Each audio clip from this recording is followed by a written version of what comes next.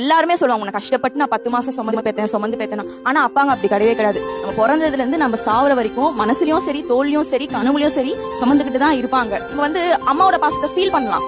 கண்டிப்பா அவங்க சொல்லுவாங்க நான் உனக்காக இவ்வளவு பண்ணிருக்கேன், இது பண்ணிருக்கேன் அப்படின்னு சொல்லும் போது ஓகே அம்மா இது பண்ணிருக்காங்க நமக்காக நம்ம அந்த பாசத்தை உணர முடியும். ஆனா அப்பாங்க இது வரைக்கும் சொன்னதே கிடையாது. எனக்கு தெரிஞ்ச வரைக்கும் எந்த அப்பாவுமே சொல்ல மாட்டாங்க உனக்காக நான் இது பண்ணிருக்கேன்மா, உனக்காக இதை நான் பண்ணிருக்கேன்டா அப்படின்னு சொல்லவே மாட்டாங்க.